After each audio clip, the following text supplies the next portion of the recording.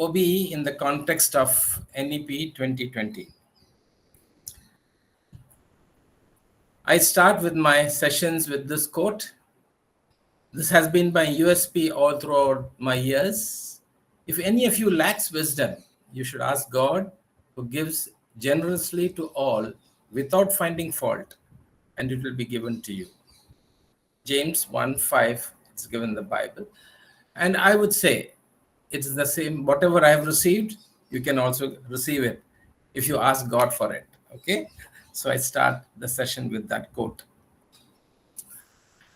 In outcome-based education, every session also, there should be an outcome. So the outcome of this session, which I have kept, is it's the outcome for myself and for you as well. Identify the salient features of NEP 2020 with a reference to outcome-based education. So you will be able to identify the salient features which OBE wants in 2020 or which NEP 2020 wants from OBE. Either way you can look at it. I start when this is my second quote. At the entrance gate of a university in South Africa, the following message was posted for contemplation. You may have seen it, some of you, but still it's worth reminding ourselves. The collapse of education is the collapse of the nation. How does that happen? Destroying any nation does not require the use of atomic bombs or the use of long-range missiles. It only requires lowering the quality of education and allowing cheating in the examinations by the students. What will happen then? Patients will die at the hands of such doctors. Buildings will collapse at the hands of such engineers. I would say even bridges will collapse, which is already happening in our country. Money is lost at the hand of such economists and accountants. Humanity dies at the hands of such religious scholars, and justice is lost at the hands of such judges. And you can see this happening in many places, not only in India, but in different parts of the world as well. And this statement was given by none other than Nelson Mandela, the leader of South Africa. So let's start with this. As adult learners, we need to do away with misperceptions that have crept into us inadvertently, especially with regard to OBE as years went by. So what is adult learning called? Adult learning is called andragogy. So you find all of the adult learners over here, and it's very difficult to teach adult learners because all of you come with a lot of experience, and because of that, you will have to unlearn also certain things to do away with the misperceptions. So during these 3 days in which I will be speaking, especially from my sessions, you have to unlearn a lot of things. And this has to be really unlearning because there are a number of wrong learnings that has come into us, which we have to unlearn. And then only we'll be able to relearn in the ensuing sessions for the right perspective of OBE, right? Okay. Gil sir had already told about what happens, how many people are being churned out by the universities. So each year, 130,000 young graduates are produced in India. That's India Today's statement. And it may be more or less a little bit because if some colleges have closed, it may have come down slightly. But otherwise, other colleges are also getting opened up. So what happens? But only 1 in 4 MBAs are employable. Only 1 in 5 engineers are employable. And only 1 in 10 graduates are employable. That's what India Today says. And this is based on some researches which they have done. And the reason is lack of employable skills. Okay? Higher education is all about preparing graduates to stand on their own feet to face the world through wage employment or self-employment. Dr. Ramakrishna today told about self-employment. See, in the education in the Europe and the developed countries, they tune their curriculum in such a way that more and more the students go into self-employment or their own businesses. So similarly, but in India, most of our education are designed in such a way that it is for wage employment rather than self-employment. So the focus will have to change, and that is what NEP 2020 wants. So are our UG, PG programs successful to make this happen?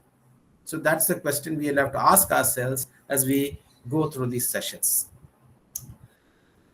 Okay. I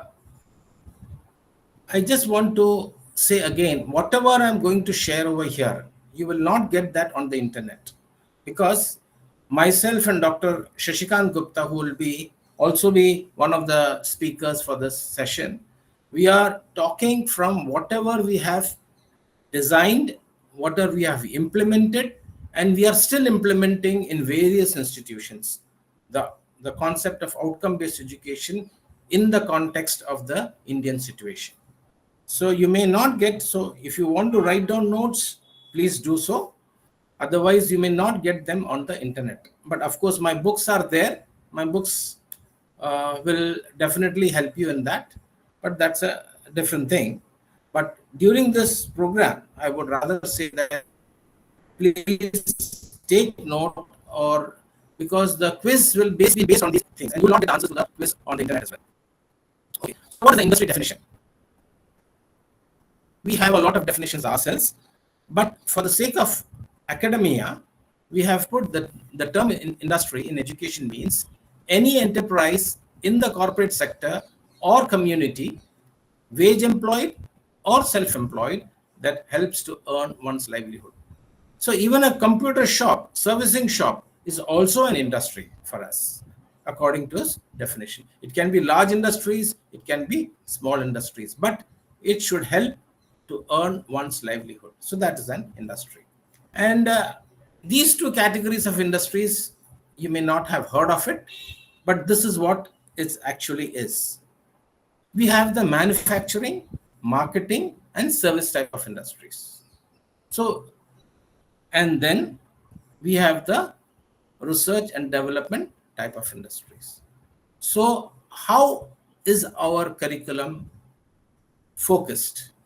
Is it focused to develop graduates for the MMS type of industries, or is our curricula focused to the research and development type of industries? And where do those people get employment? 90% of the graduates, as on today, get employment in the MMS type of industries.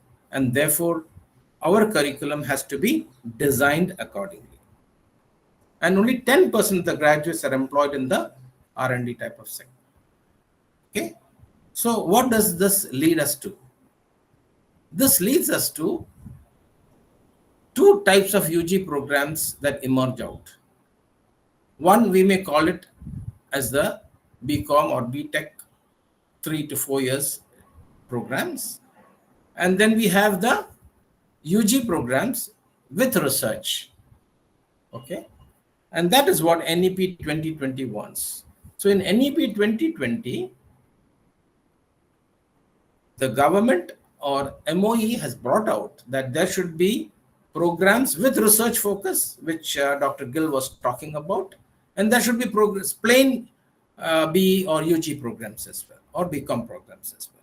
And this, government is not talking only about engineering programs, but it talks about all UG, PG programs, higher education programs in the country. So how we are going to do this, that's what we will be discussing during these 2-3 days in the light of NEP 2020. And regarding these two UG programs, myself and my colleague, Dr. Shashikant Gupta, who will be speaking to you 2 days later, we wrote an article on this, that there should be two types way back in November 2018. And in NEP 2020, this has become a policy. So we are really happy that the government of India noted of what we were doing, the researches that we were doing in the area of engineering education and education in general. And so this is discussed at length in this paper, Association, the Journal of Indian Association of the Indian Universities. It was in 2018, where in that same journal, our AICT earlier chairman, Dr. Anil Sasarabudhe, has also written an article on that. And the same thing has been adopted in this national document, National Higher Education Framework, which is, in fact, they are the national documents to implement the policy of NEP 2020. In May 2023, it was done. In December 2022, another one was published. So all these two documents talk about the two types of UG programs that India has to offer, or every university or every higher education institution has to offer. So now what is the difference between traditional education and outcome-based education? All of you know that, but still I thought I'll touch upon it and then touch and go it will be. In traditional education, what happens is the destination is unknown. The students does not know the destination where they have to go. They fully rely on the teacher to find out where they are going through through their education. And sometimes even the teachers do not know the destination. That is, they go on teaching, but they do not know to where they have to take the students to. So for example, a textbook on engineering physics is being taught, or engineering physics is being taught in all engineering programs, let me put it. So what is the destination? I want some of you to answer. And there's no penalty for wrong answers. Can you hear me? Sir, yes. Yes, sir. Yes, sir. You are audible. Sir, I Dr. Niranjan. Sir, I hope when they are studying. Please tell your name as well as the place from you are from. That will help. Yes, sir. Yeah. My name is Dr. Niranjan. I am from SRM University, Delhi NCR campus. So actually, sir, when students are just going to study engineering physics, so I hope they don't know, and the teacher also don't know where a student will go. Yes. So that is the traditional education. That is why. Yeah. Okay. So in outcome-based education, what happens? The destination is known. So what is this one that you're saying? Yes. Sir, student and teacher both know where they are going. What is this destination which I am showing you on? Which is the destination I'm showing you now? Yes, sir.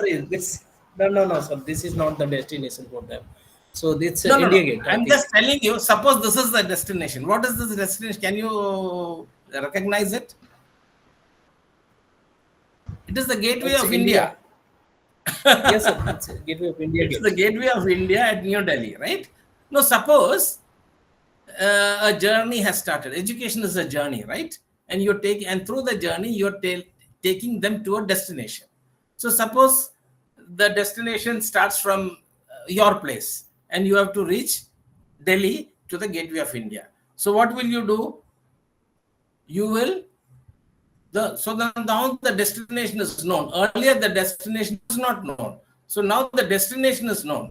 But so what is the advantage of making the destination known to the students right in the beginning? Tell me.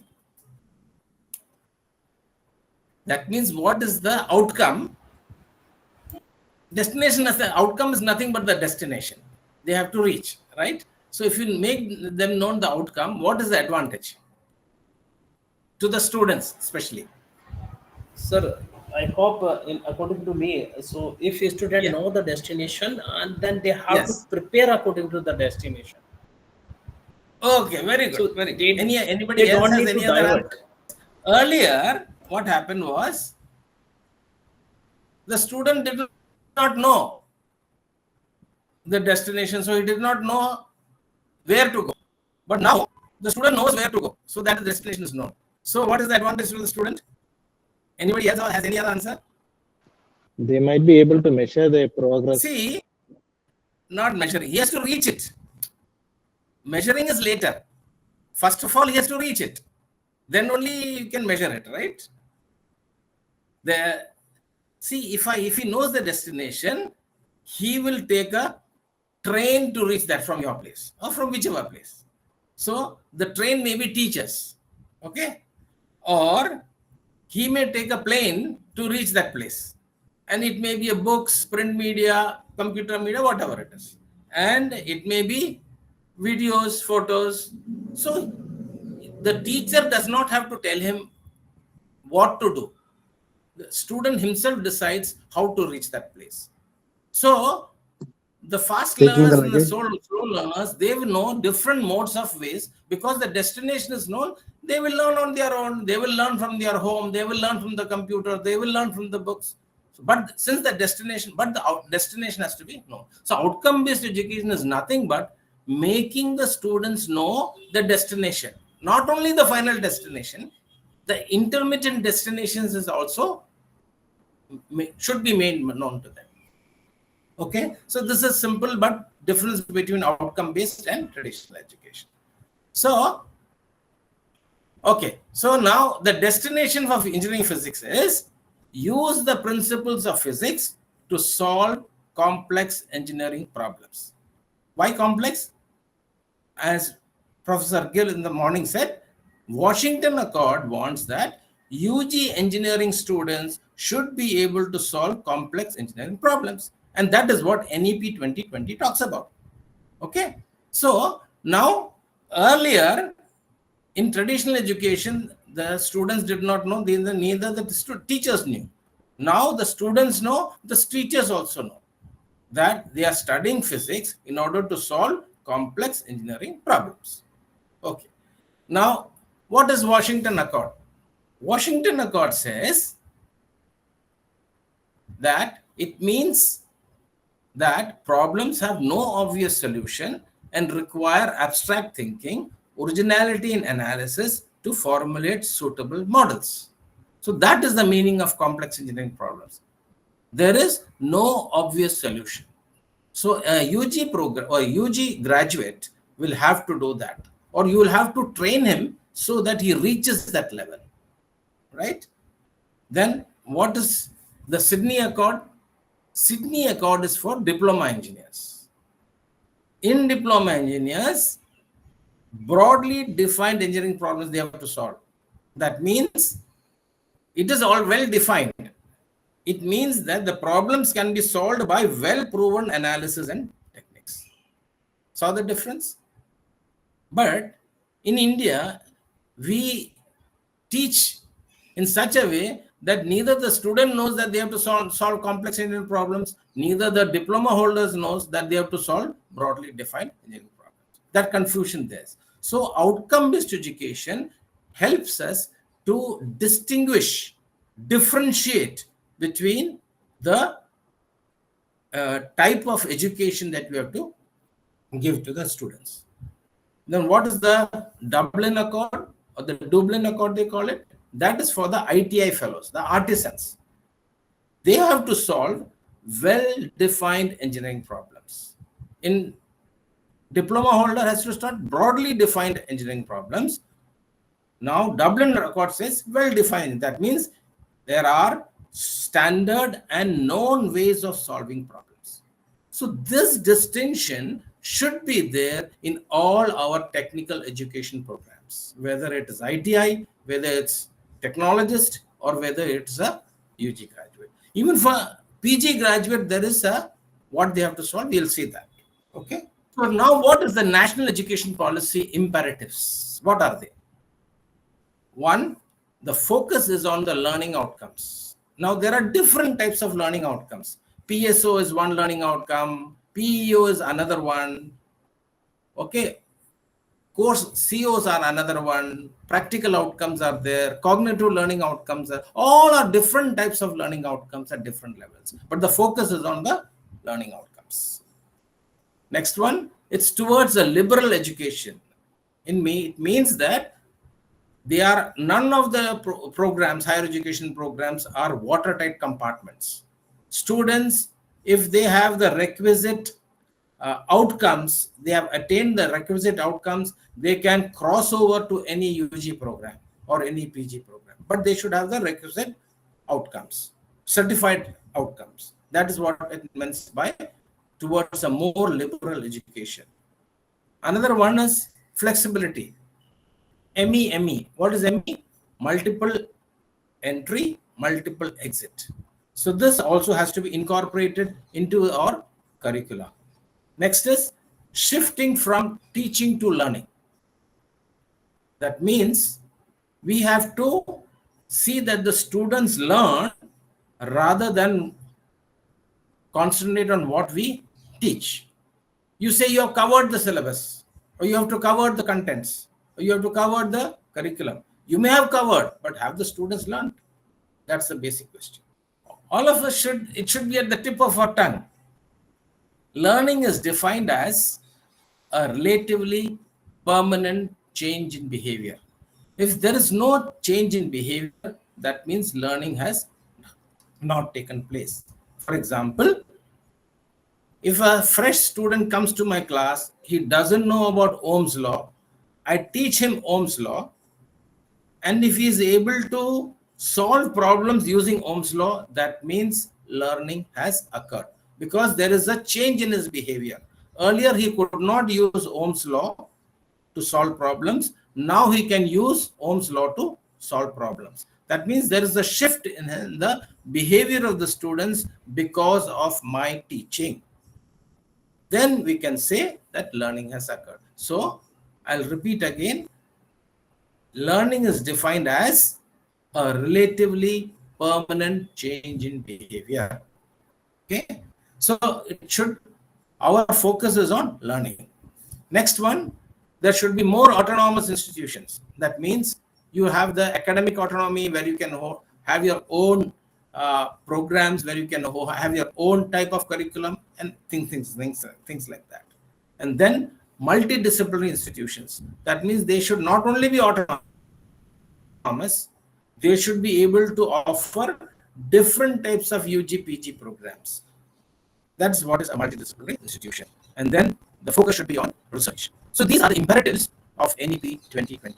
And our curriculum should be designed in such a way that these things or these imperatives are weaved into the curriculum. How we do it, we will try to understand a little bit, but it will not be possible within this 2-3 sessions, because generally I take 3 to 5 days sessions just on this to scientifically design an outcome-based curriculum.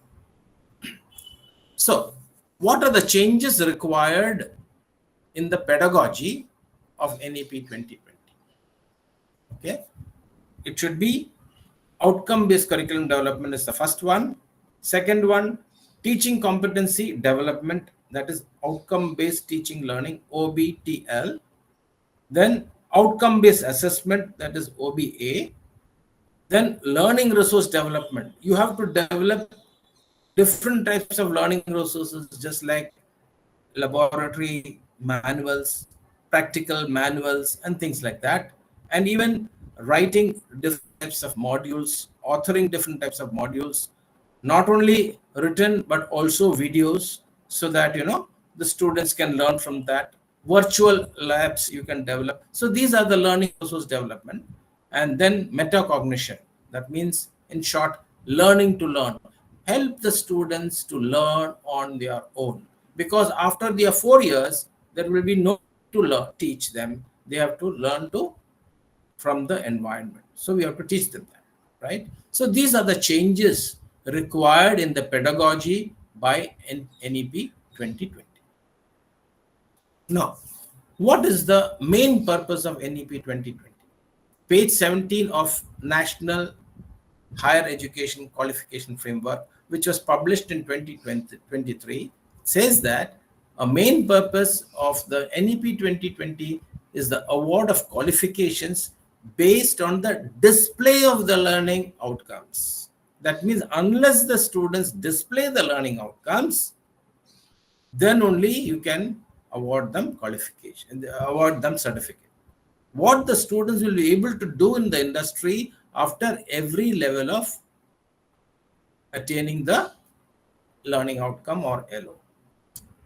So the main focus, all of us, I would say, have to remember is in NEP 2020 talks about developing the learning outcome and assessing the learning outcome, not developing the understanding of the theory. But even today, almost all the universities, the teaching is focused on making the students understand the theory only, which is totally wrong. You have NEP 20 talks about developing the learning outcomes and assessing the attainment of the learning outcomes. That should be the focus of all our curriculum design as well as curriculum implementation. Okay. So under NEP 2020, LO-based education is focused. Why? Because that leads to the development of workplace or industry-specific competencies. Okay. Let me rush a little bit. Okay. So LOs are at different levels as seen by the industry and given in our SAR as well. Vision mission statements, of course, is not LOs, but it starts from the PEOs. For us, we have the PLOs, PSOs, and the competencies. Okay. So all these put together, we call the program structure. That means for academia, it is PEOs. PEOs are program educational objectives, not outcomes. But industry calls them as aims. For the industry, PEOs are nothing but aims, which are at the universal level. See, in all the national documents, the word PSO is no more there. It is PLOs, program learning outcomes. But even now, SAR, even in this version, they have brought about PSOs. PSO is not mentioned in any of the national documents, but excepting for SAR 2024. SAR 20, before that also they were talking about that they had to change to PLOs. The terminology now uses PLOs because PLOs and Government of India wants that the terminologies or the jargons remain the same across all the universities, across all the UG programs, irrespective of whether the engineering or non-engineering. Therefore, I'll be using the term PLOs, even though SAR talks about PSOs. So I'll be using both. But for the industry, they are goals or industry specific at the global level. So the industry talks about PSOs as goals. Industry talks about PEOs as aims. And the competencies are also at the macro level. So the competency is one term which the industry and the academia have the same terminology. Okay. So the commonality of industry and academia is that competency is word being used. Okay. Or have to be used. Okay. Now, after the program structure, you have the course structure. And in the course structure, you have the competency, which is at the macro level. The CLOs, there again, in NEP 2020, the word CO is not at all used. But SAR 2024 is still using COs. In all the documents, there are a number of documents which Government of India has brought out. They talked about course learning outcomes. But since SAR 2024 is using COs, I will still be using COs. But I would prefer to use the word CLOs in all documents. And even when NBA team comes, we can tell that it is CLOs and not COs. Because NAC will be using CLOs, NBA will be using COs, which is not correct. See, Government of India brought in NEP 2020 to bring about a uniformity in all the UG, PG programs across the country. But SAR 2024 is still violating what Government of India wanted. That's what I have seen in this one. We don't know that. Okay. Then comes the PROs or the practical outcomes stated at the micro level. CLOs are stated at the meso level. ADOs are effective domain outcomes stated at the micro level. And then you have the learning unit outcomes or cognitive domain outcomes stated at the micro level. And all these three, because of all of them, the topics emerge out. So in a single course, what you called as syllabus is nothing but topics. Okay, but syllabus is not the right word to be used, but most of us use it loosely, but which should not happen. It should basically the topics that emerge out of it. So this is how a curriculum looks. It has two major parts, the program structure and the course structure. So every curriculum will have two main parts. The program structure, which talks about all the 8 things. Okay, it gives a bird's eye view of all the global and macro level learning outcomes in all the 8 semesters. So this is the global level learning outcome, macro level learning outcome. So the LOs are at different levels. You must have understood that. Okay, they are not at one level. And SAR also talks about different levels. Okay, so all these are learning outcomes, but they are at different levels. That is universal level, global level, macro level, meso level, and micro level.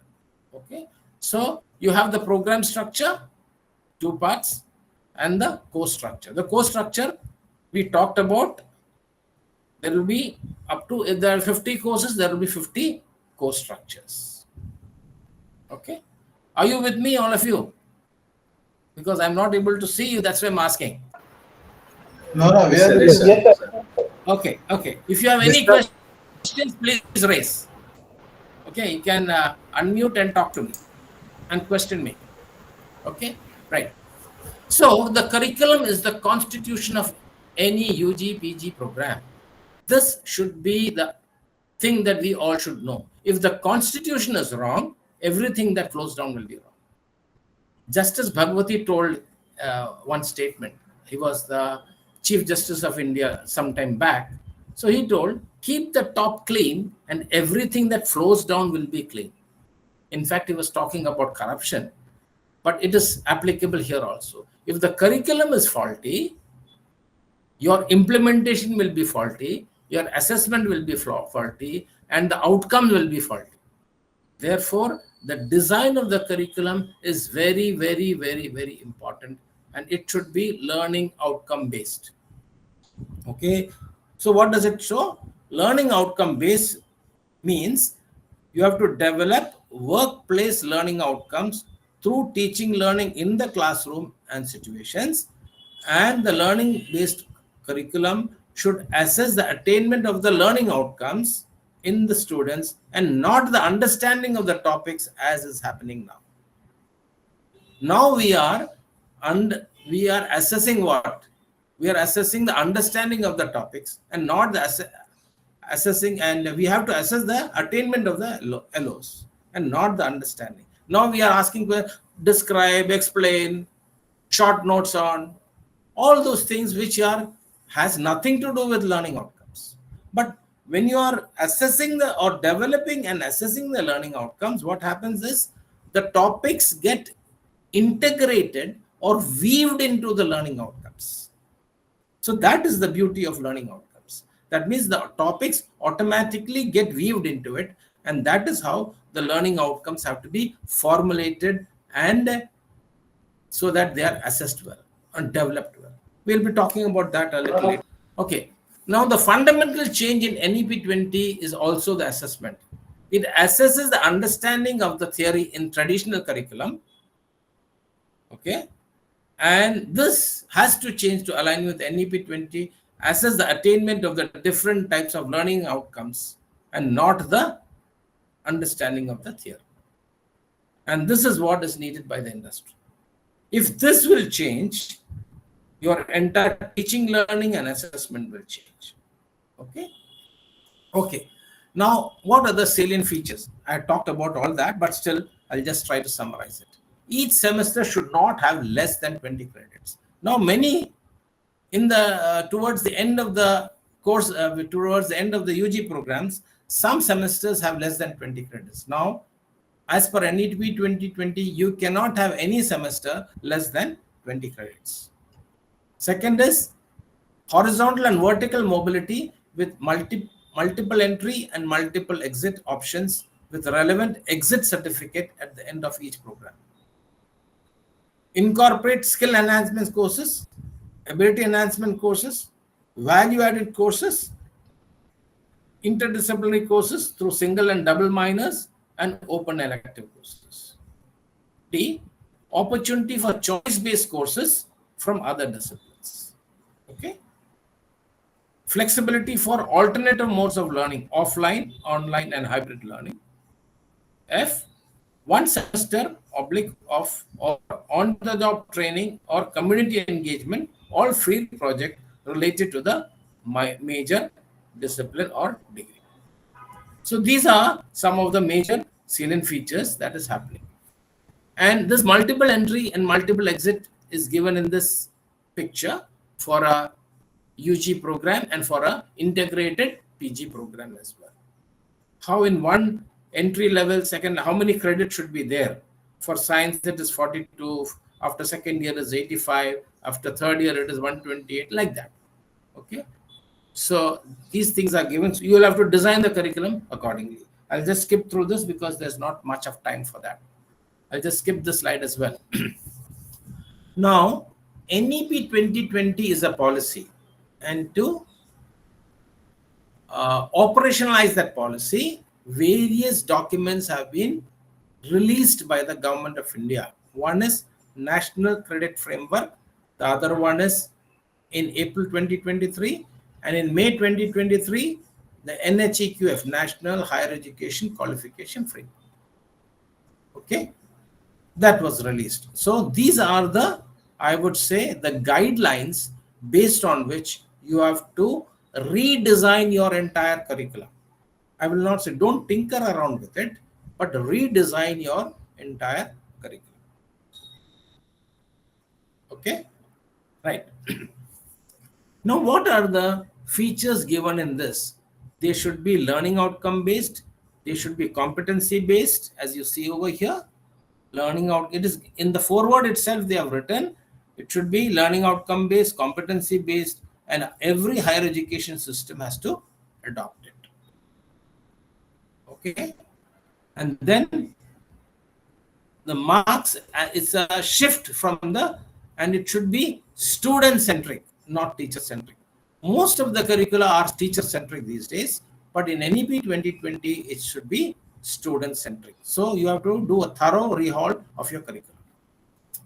Now in this curriculum, what are there? There should be major or core courses which help the student to pursue the in-depth study of a particular chosen discipline. Minimum 80 credits should be there. So what are PCCs? Program core courses. PEC is program elective courses. So 80 credits should be allotted, at least should be allotted for that. Minor stream courses, at least 32 credits should be given. Then only you can say that that student has attained a minor. Then multidisciplinary courses, minimum should be 6 credits at the introductory level.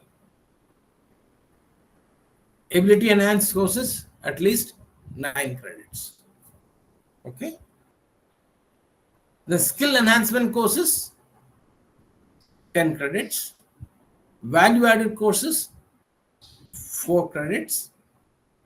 On the job training courses, it should be 12 credits. That's what it is told. Okay. And for all this, across India, they have brought out the abbreviations as well.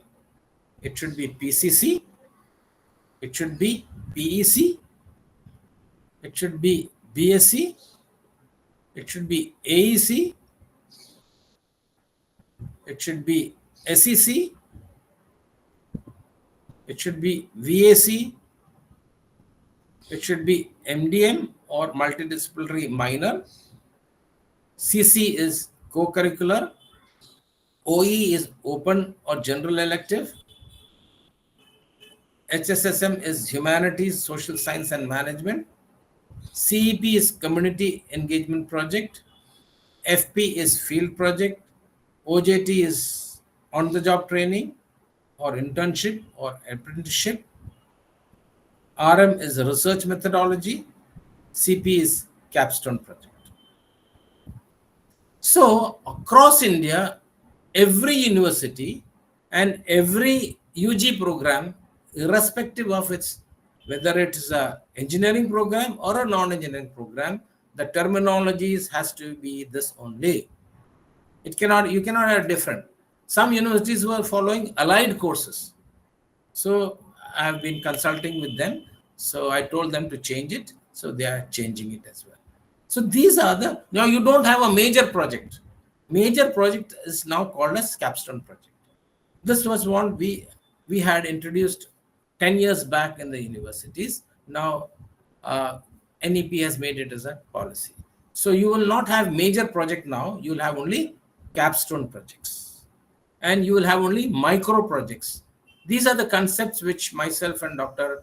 Shashikant Gupta had introduced 10 years back in various other states and institutions. Now the government of India has agreed to use those terminologies because they have distinct meanings when these are used like this. And this will make the uniform all across the country. All the universities will have these terminologies. Next, we have the coding of the courses. Even NEP 2020 talks about the coding of courses. You have to use 0 to 99 numerals if these are prerequisite courses required to undertake introductory course, which will be a pass or a fail with a 0 credit allotment. Okay, so there will be courses with 0 credit also. Okay, and that means any course, suppose it starts with EC, that means electronics and communication 89 course. That means that course has a 0 credit. That's the meaning. All across India, 89 means 0 credit, or 77 means 0 credit, like that. Then for the foundation courses, for students to decide the discipline of their interest, like AEC. Okay, AEC is what? English is one. Okay, and then Python is another. So these are AEC courses, and they should start with 1, and it will go up to 199. That means 100, 101, 102, 103, something like that. Okay, and up to 199. This indicates that they are foundation courses. 200 to 299, if you give the code from 200 to 299, they are intermediate level courses to meet the credit requirement of the major or minor areas of learning, like SEC and others. Okay, SEC is skill enhancement course. Okay, then you come to the 300 to 399 course. That means higher level courses for majoring in the chosen discipline. They are called PCCs. So all program core course or program elective course should start with the number 3, and it can be 310, 331, anything like that, up to 399. You can go on numbering it. Then comes 400 to 499 advanced level courses, which include research projects and internship, apprenticeship projects, as well as such as the verticals, which the Anna University calls it. They come under this 400 to 499. Okay, then comes the 500 to 599 numerals coding. Courses at the first year of master's level or PG program for a 2-year master's degree program will start from 500. So the moment a person or anybody, the industry or the parent or any stakeholder of the curriculum looks at the coding, he or she will come to know this belongs to which. That means 5 means it's a PG level course immediately. So a lot of uniformity will come in when you start using these codes. And next, 600 to 699 courses for the second year of the Masters of Engineering. So this distinction has been brought in NEP 2020, and these are all available in the NHEQF document as well as the CCRFR document. I'll show you that as well. And then comes the 700 to 799 are the courses limited to the doctoral students, where you have research methodology and things like that. Okay, so these are the codes that has to be followed in the curriculum. So you have to totally reform the curriculum. That's what I want to say. Don't tinker around with whatever you have been doing, because that will not lead you anywhere in OBE. Okay. So a minimum of 20 credits has been benchmarked as mandatory to be earned by the student in each semester for certification across India in any diploma, UG, PG program. Okay, less than 20 credits will not be given, will not be accepted for certification. And how is this coming important? Because I'll come to that. Just now, this have already discussed. UG program of 4-year UG program will have 160 credits minimum. It can be a little more also. For major, it will be 80 courses, 80 credits. Minor streams, 32 credits. Multidisciplinary courses, 9. Ability enhancement courses, 9. Skill enhancement courses, 10. Value education or value added courses also you can say is 04. OJT is on the job, internship, apprenticeship, 04. Research project or dissertation, 12. Altogether it comes to 160. So if this is a I would say breakup of the total credits that can happen in a UG program. Okay, so when you have done that, you'll have to make the curriculum holistic. For the whole curriculum to be holistic, these are some of the minimum requirements set out in the NEP 2020. To balance to have a balanced or holistic OBC program structure, it should have a T shape. That means the core competencies, both PCC and PEC, related to that concerned occupation or profession. That means if it's civil engineering, electrical engineering, mechanical engineering, okay, all that will be in this. And then you have the value-added courses, the minors, the interdisciplinary courses, other courses should be there. So a T-shaped program structure is what the Government of India is expecting in as per NEP 2020 guidelines. Okay. So how are the credits managed at the national level? That's where this 20 credit thing comes in. So there is that academic bank of credits, ABC you call it, which all of you are quite aware. Okay. And there is that website abcgov.in. At the national level, it is controlled by the Ministry of Electronics and Information Technology, MIT, and the Ministry of Education. So that means every student will have to register in this portal through their respective institutions. And most of the institutions, universities have started have started helping the students to register in this ABC. So for a seamless integration of the various qualifications between different institutions and agencies, the credits of the student are known by their APAR ID. It is known. It's not known. KNOWN, known by their APAR. That means Automated Permanent Academic Account Registry, are banked after the valid assessment of the learning outcome attainment by the competent authority. Here again you can see it is the assessment of the learning outcome and not assessment of the topics or subtopics which most of us are doing. So the assessment of the learning outcome is important, and how that is to be done, we will try to understand as we go further. Okay? And on 20th July 2024, there was our AICT presentation in which this was presented, in which you see Maharashtra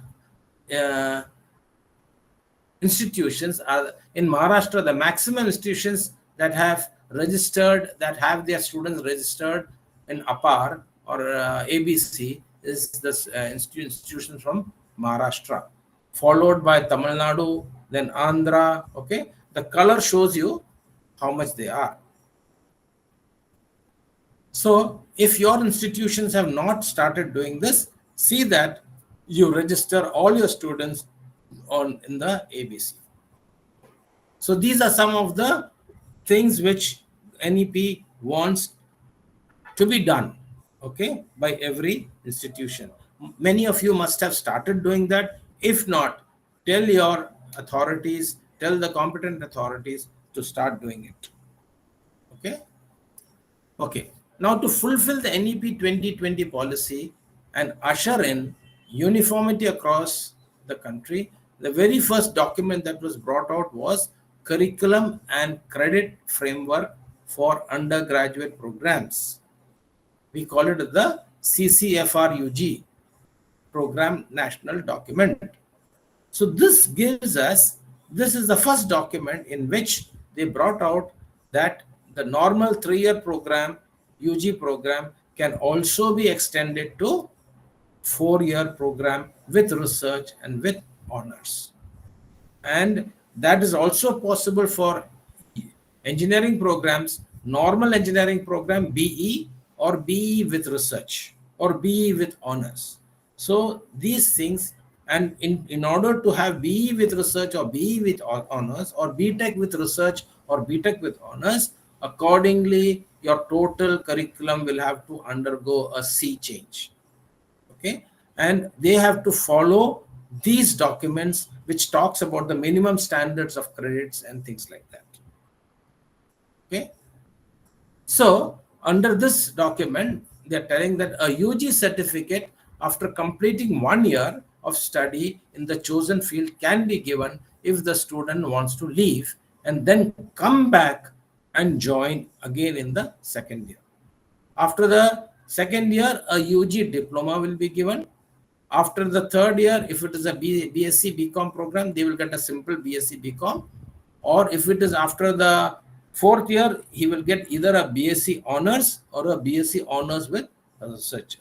If it is a normal UG program. If it's a BTech program or a BE program, it will be a normal BE program, or after 4 years, it will be a BE with honors and BE with research also. Accordingly, your the course allocation in various semesters will change. So NHQF is an instrument for the development and classification and the recognition of qualifications along a continuum of levels from 4 to 5 to 8. So now every year there is a level that has been prescribed by NEP 2020 through the NHQF document. So after the first year of UG program, the student must have gained 40 credits if he wants a UG certificate, plus 2 years or maybe 2 credits of exit programs as well. Okay, then he is given a certificate which has a level 4.5. Okay, you can look up this document, NHQF. You can get it from a UGC website, or you just Google it, you will get it. National Higher Education Qualification Frame. This is the operational document of NEP 2020, one of the occupational. So page 46 tells about this. So after the second year, if the fellow leaves, he should have gained 80 credits plus 2 exit credits as well, and he will be given, and that will be at level 5. Next one, After third year, if he has a bachelor's degree and 120 credits is there, level will be 5.5. Then after the fourth year, if it's a BE program or a BTech program, you should have 160 credits, and that is at level 6. So that means in your degree certificates, you will have to mention the level also. So far, the level was not being mentioned. So you have to start mentioning the levels in every certificate being issued to the student. And that will be updated in the academic bank of credits, ABC, as well, of that particular student. So every student, APAR is nothing like Aadhaar. Every student is now known for his educational qualification in the country. At level 6, you have BA, B.Ed, BSc, B.Ed, things like that, which is not applicable to you. Or if you are there, you can look up this page. And then you have level 6, bachelor's with degree with honors, honors with research, okay, and things like that. So that's also 160 degrees. Okay. Then you have level 6.5, that's for the first, after the first year of master's degree, if he is leaving, and if he has gained 40 credits apart from that 160, that means 160 plus 40, he will have 220 credits. No, sorry, 200 credits. Okay. So he's at level 5. After the second year, he will be at level 7. If he gets a doctoral degree, he will be at level 8. So these are the terminologies, these are the norms which every institution has to follow in India. That is what NEP 2020 calls about. And these levels are there in NCRF 2023 also. So NCRF, that is National Credit Framework, and NHEQF, that is National Higher Education Qualification, they are all linked to each other, right? And they are also talking about those courses which the industry, that they must have learned in the industry, but because of which they can get admissions in any level of the UG program. And then regarding the grades, O is for outstanding, grade point is 10, A plus is 9, A is 8, B is 7, B plus is 7, B is 6, like that. So you will not have AB, BA, CA like that. You will have to follow these grades and the grade points. You can't have your own. So there is going to be a lot of uniformity in the certificates being issued from different institutions. So accordingly, you'll have to even educate your students how they are going to get their degree certificates. Okay. Now the flow diagram of LOs. See, currently what you are having a program structure with 3 or 4 POs. Then you have straight 250 CLOs or COs. How did 250 come? In a UG program, how can you say there are about 4-year UG program, 250 COs? So like every semester, if we have 5 to 6 courses and 4 to 6 COs for every program. Yeah. So in nutshell, one semester it can be average 30 COs. Okay. 30 to 35 COs, and then 8 semesters can be roughly taken as 240 to 50 COs. Correct. Very good, madam. Very good. Very good. So that is how COs are. But how do you know that the COs are correctly written? Because they have to be connected to the PSOs, right? Yeah. That means they have to be matching with the PSOs. How do you know that they are correct? That we have to when we map it, whether Mapping is a different thing. Mapping is a clerical thing. But how do you know that they are correctly written? Should we group them, sir, to all the POs first? Pardon me? Should we group all the COs which are related to the POs first, and then No, Or suppose we can you say that have no, we my can question check. is, suppose you have one course, right? You have a course, and in that course about 5 COs are there. Okay, now how do you know that those COs are correct? Correct in the sense that they are correctly related to the POs, or they are correctly related to the micro level LOs and all what we expect from the students. Correct in Yeah, what what sense? is it that, how do you see, according to the COs you have to start teaching, right? Yeah. So how do you know Depend whether they upon are the correct? verifying the contents. So which comes first, the contents comes first or the COs come first? COs come first, sir? COs come first, right? Yes. So if the COs come first, how do you know that the COs are correct or not? The skill or the We knowledge. try to map with the competencies or See, program level mapping is a indicators. clerical job. Mapping with the PSOs I mean, is a clerical no, job. mapping in the sense, not matrix, sir. We try to take the level indicator of the program outcomes, the competencies required to attain the But program. competencies is not mentioned in the program structure, in the curriculum, in the Some SAR.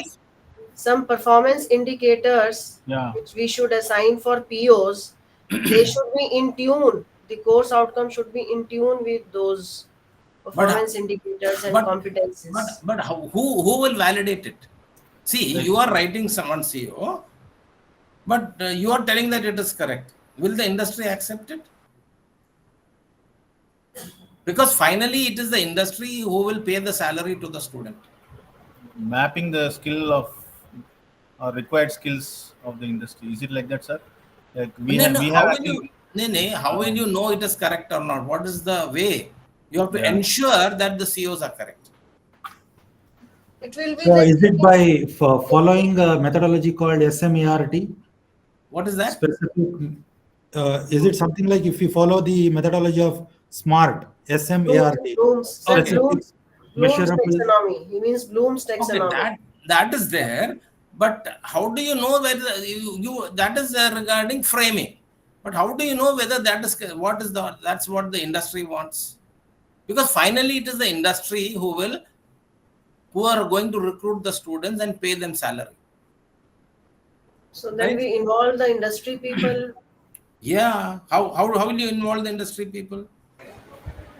Evaluation, survey. Survey. In the survey, what will you ask? So for preparation of the syllabus. we involve them Yeah. in board of studies, sir, and then we try to show them Board the. of Yes, studies only one exactly, or and two yes. people come. No. Yes, sir. Yes, sir. Are they the full representative No, of the industry? no, sir. Very, very few. Yes. So what's the way out? You have to give us few options. Please give us solutions, sir. No, I'm just asking you. What have you been Or doing? maybe Do you we have can invite our any idea? We are stuck here, sir. We are stuck here. Hello, sir. Okay, and let me go ahead a little bit. So from the COs, you have the topics. That is how you are going now. Am I right? What do you call a syllabus? Syllabus is nothing but topic. Contents. Is it not? This is what most of the, I would say 99% of the institutions are doing that. Okay. Sir, And- sir, just excuse me. And then you have the experiments. Am I right? This is what you are having Sir? now. Yes. Excuse me, sir. Yeah. Who's speaking? May I know your name, madam? From where? I'm Dr. Meenakshi only, sir. I'm Meenakshi. Oh, Meenakshi only. Okay. Sorry. Because I'm not able to see you. I'm looking at the slide. Yeah. Go ahead. Oh, okay. In the chat box, Mr. Abdul Ahad has Yeah. mentioned Uh, that content come first and then we arrange COs. is it? So, But yeah, our other friends are not agreeing to that. yes, that's why I interrupted you, because it is high time to make this point very, very clear. Actually, in many institutes, to cut short or to just the faculty members and administration also, they want that, okay, we have the syllabus, now write the COs. They are, they are going for the shortest path, easier Yeah. path. But actually, the route is the top-down approach from program to CO, as sir is saying. So, Mr. Abdul Ahad, please clarify your doubts. The You can content do unmute. not Please come unmute. first. Please unmute and speak. Abdul. Yeah, Mr. Abdul Ahad, if you have some concern, you can unmute. This is a very valid point which you have raised, and many of you must be doing this, and many of you must be having this perception also. So it is very right platform to clarify this doubt. Yes, yes, Mr. Abdul. Thank you, ma'am, for taking this question. I just listened Abdul, the you're from which lecture place? first. Then, Which institution? Abdul, from which sir, Jagrabad institution? Institute of Technology. Jagrabad Institute of Technology, Lucknow. Lucknow. Okay. Okay. Go on. Yeah. Go ahead. Go ahead, Abdul. Sir, in my opinion, we will just prepare the content and the syllabus. Then we will define the COs accordingly. Is it okay or? Yeah, that is what every university is doing. But the industry is not happy at that. That's what I'm trying to say. The industry, It's not yeah. only, yeah, it's not only that industry and all, but the actual But process okay, is okay, this. Mr. Abdul, who will decide the topics, which is correct or not? I think their university might be affiliated, their college might be affiliated, so they might be getting these syllabus and the curriculum directly from the affiliated university. Is that so, Mr. Abdul? As per the ma'am, as per the college purpose, the university will be also responsible for selecting the content of the But syllabus. who? That And means if we are talking about that the means some syllabus, the XYZ is BOS will. deciding the contents or topics. Am I right? Okay. If we are talking about the colleges, but in university there is a BOS, na, who select the content, who finalize the content of the syllabus. Sir, No, the BOS does not. The BOS only ratifies. yes, sir. Okay. May I speak, sir? Yeah. Who's Yes, sir. speaking? From where? Sir, Dr. Niranjan from SRM University. Okay, SRM. SRM Sir, Hyderabad. I hope, from Delhi NCR campus. Delhi. Okay. Yes, sir. Sir, Yeah. I think according to me, when we are going to create the syllabus, the expert from organization like from IIT or NITs and expert from the industry, they have to decide the syllabus. And BOS only Will the rectifies. expert from NIT and IIT give the salary to the student? Not sir, but No. when So we are why should going they to be? Why should they be called? no. Only the person who is going to give the salary to the student should be called. Finally, it is a transaction between the student and the industry, not the IIT or the NIT. IIT and NIT is also like your institution. But sir, sometimes when we are going to design the curriculum or the syllabus, so at least we require some expert who can, if we have created some content of particular unit or the subject, so at least we need to verify from there because they have some expertise, they have some experience. How So can that's, you say they have the experience? Just because they are on in the basis NIT and IIT, they have the experience? no, sir. According to their qualification, according to their expertise in a particular Okay. area, Okay. and according to their experience. Okay, so now I am going to present you something a little bit what has been happening. So you have the vision mission. From the vision mission, you have the PEOs. From the PEOs, you have the 12 PEOs compulsorily given by, now it is 11. Okay, earlier it was 12 by NBA. And then from the NBA, you have the industry specific PSOs. I'm using the word industry specific very clearly. Okay. Then from the industry specific PSOs, this is at the global level. Okay. And then you have the 250 COs and PLOs. So whatever I've written on the left, I've visualized it like this. Okay. Now, the problem was that there was a huge gap. It is very difficult to check the correctness of the 250 COs and CLOs because industry does not have time to check each and every 250 COs whether they are correct or not. Okay. So we at Knitter Bhopal and all the knitters were working on this area, and AICT realized this. We have published number of papers.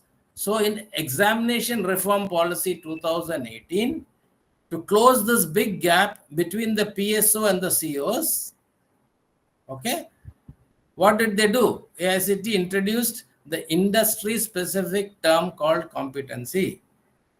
All of you know this? Have you seen this policy? Yes, sir. Yes. Yes, sir. Actually, This, part of it I was actually talking about that. yeah. So they brought out that competency was required between the CEOs and the PSO. Okay, very good, very good. Who's speaking? Who was speaking now? Sir, this is Dr. Wilson from Karunya University, Coimbatore. Sir. Karunya, very good. Mr. Wilson, good. Dr. Wilson, very good. So Thank you. they brought in the competency concept. Okay. But this was hardly taken by any of the institutes. So what happened was NEP made it compulsory. So NEP talks about competencies now. So from the 3 PSOs and 2 PSOs, the CEOs were there. In between, the competencies were brought in. That means each course will now have one competency. Okay, and from the competencies, the micro level outcomes also come out. So this concept was brought in. Okay, so you have at the universal level PEOs, global level you have the PSOs, okay, and the PSOs. Then the competencies is at the macro level, which has been brought in by AICT, and then the COs and CLOs are already there. Then now it is very easy to compare the correctness, because that means the CO should be a subset of the competency, and 4 or 5 to 6 COs can easily be checked whether it is correct or not. So you go to the industry, ask about 50 statements to the industry whether this is what you want. So based on that, you do the survey for the competencies from the industry. Once that is done, then it is very easy to check the correctness of the course outcomes. And from the course outcomes, the practical outcomes, the learning unit outcomes, affective domain outcomes are at the micro level. So this becomes easy to do. But now still, most of the universities have not done it. But wherever I'm going, I'm doing that. So all across the country, people are calling me for this, how to do this. Okay, so that's going on now. And since late 90s, Professor Mani, he was the father of competency-focused, outcome-based technical education in the country. He passed away. He was my mentor. So in 1995, the first module on competency-based curriculum design for technical education was written in 1997 by me. And from then, I've been working in the area of outcome-based education. That time, nobody talked about competency. Nobody talked about outcomes. But we in Nitter Bhopal and all other knitters, 4 knitters, we were talking about it, but nobody was ready to listen. But then in NEP 2020, now they are forced to listen. NBA started slowly, but then they forgot about the competency concept. They talked only about PSO and CO, which was really confusing. And even now, NBA is still out of step, I would say, from the national thing. So now this NCRF and NHQF documents, which are the policy operational documents of NEP 2020, talks about competencies in all these pages. Page 13, 21, 22, 24, 28, 37, 73, 86. This talks about competencies so much. This also talks about in pages 9, 12, 13, 72. This talks about competencies. Because competency is the foundation for any curriculum. Without competencies, your curriculum will not go ahead successfully. This is what I have to say. And because of, and NEP 2020 saw that this was the need of the hour, they brought about a DO letter also from the Ministry of Education. In June 2023, the approval for the competency-based framework was brought out and given to all NITs CPTIs, knitters, and made it mandatory. But even now, because on the internet there's a lot of garbage, and because of that, people are not able to operationalize these concepts. That's the problem. So hence I had to write the book, which is now being seen by many people. So what happened was, so in NBA 2024 SAR, on the cover page, professional competencies word was brought, but nowhere inside it is mentioned. That is the saddest part of this NBA. It talks about competence on the cover page, but inside nothing is there to guide the institutions how to find the competencies, how to implement the competencies, how the competencies and COs are related, how the competencies and PSOs are related. None of these things are mentioned inside SAR. That is the saddest part. So the NBA SAR 2024 is also not clear. Then they have violated many of the NEP 2020 terminologies. They are still using PSOs.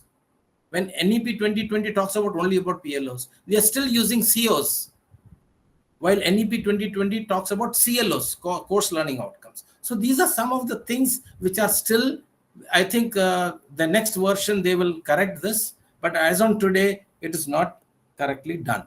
There are other things which we will talk about tomorrow or later. Some things which, and what is the solution for this? That also I will tell you.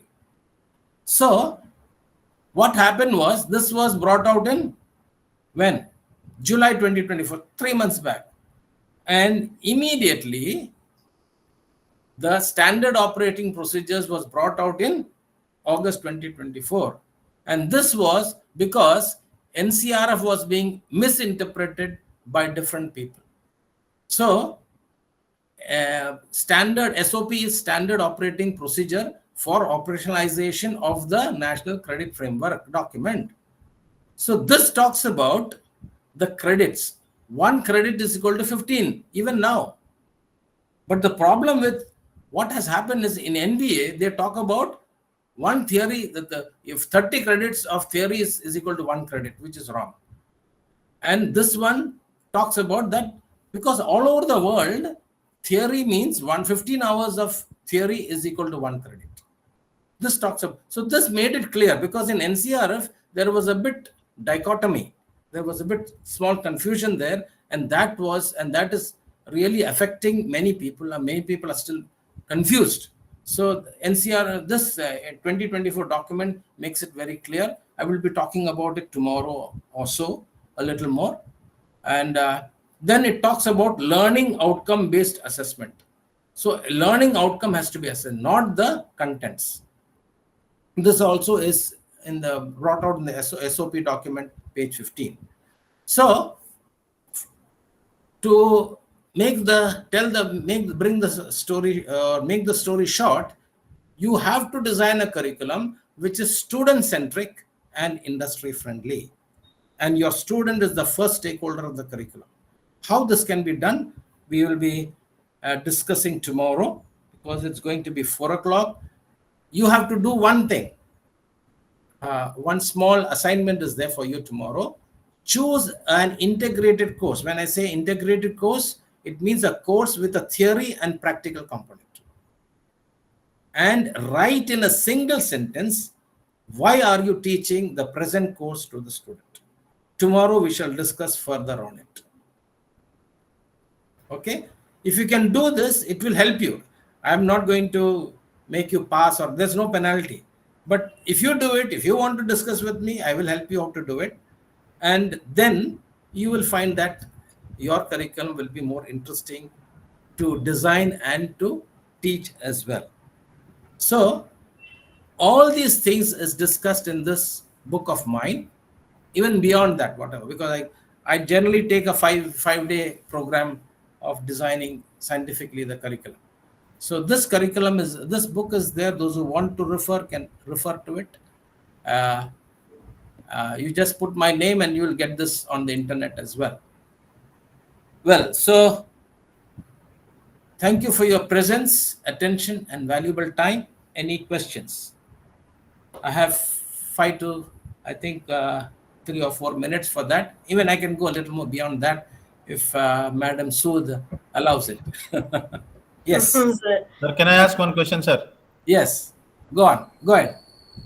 So generally, we also refer this program criteria from lead societies or professional bodies Yes. to Yes. enrich our curriculum. So that is Yes. also there in the part of the curriculum framework, right, See, sir? you have to, they are the societies, the civil engineering society is there, the mechanical engineering society is there, the electrical, all professional organizations have societies, right?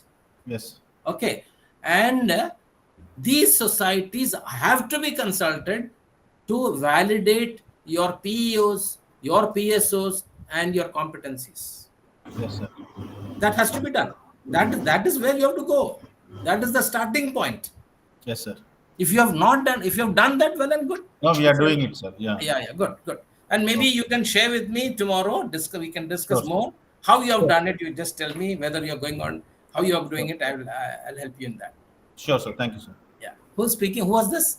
Wilson? Sir, again, the Dr. Wilson from Karnal. Okay, fine. Yeah, good. Hello, sir. Good evening. This is Venugopal. Yeah, from? You are From Kerala. It's an aided government institution from Kerala. Which one? Name? NSS College of Engineering, Palakkad. It comes NSS under. Palakkad. Okay, fine. It comes under APJ Abdul Kalam Technological. Yeah. Go ahead. Yeah, I have two questions. One is, what's the difference between this capstone project and major project? You were saying it is specifically you were saying about capstone project. Okay. What's the major difference between? Yeah.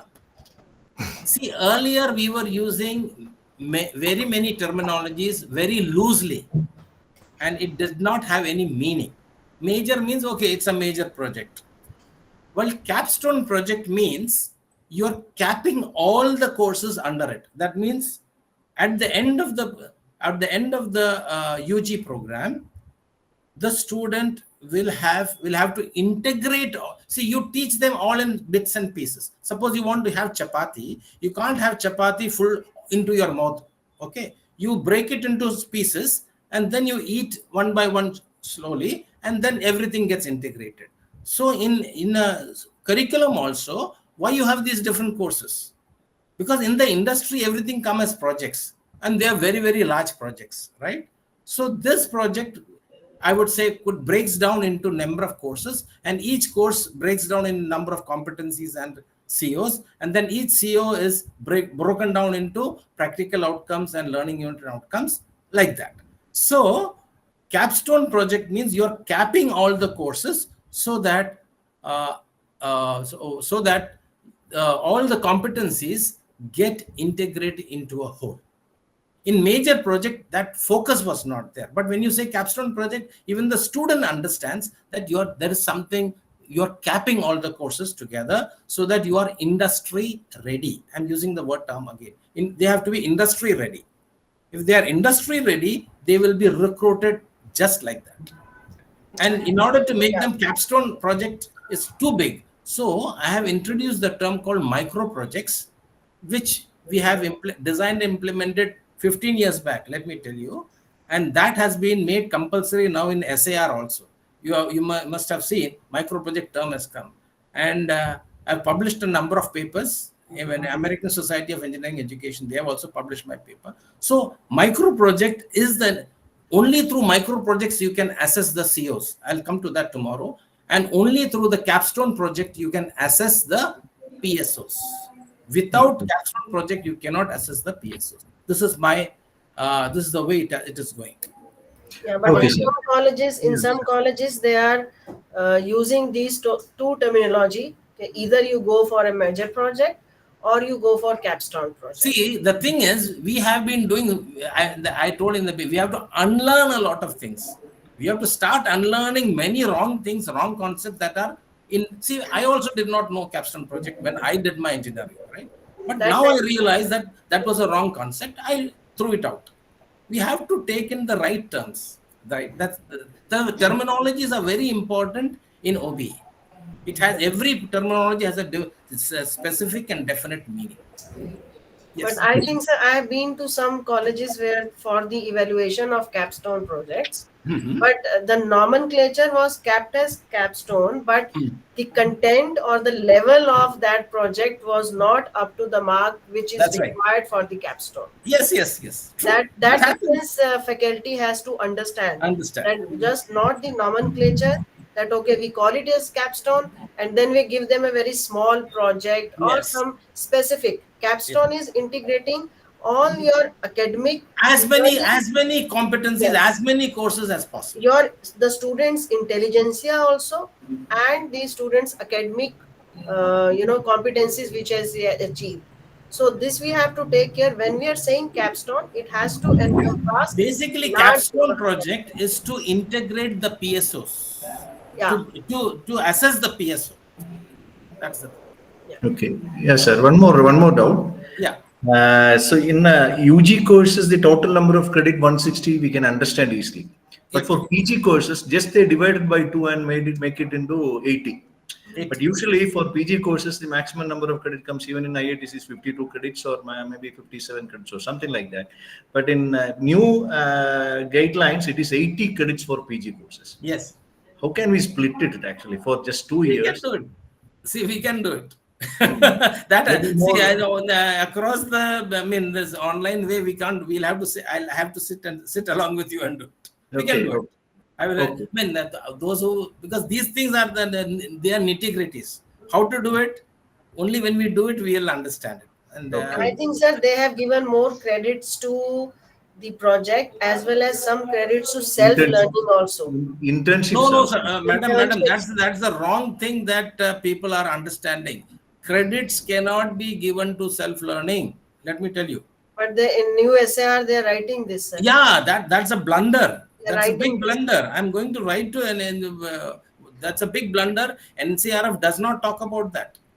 The standard operating procedure very clearly, page 9, tells that one theory is equal to 15 hours. 1 credit is equal to, and 30 credits of practical is 1 credit, and industrial training of 45 hours is 1 credit. It's very clearly written. But SAR for 2024 had bungled. They have confused people. I will tell you what is the way out. Tomorrow I'll discuss about that. How to get about. But now, because it has come out, we'll have to find out ways how to do it. That's what I can tell. But it is a blunder. That's what I want to say. Thank you very much. Thank you.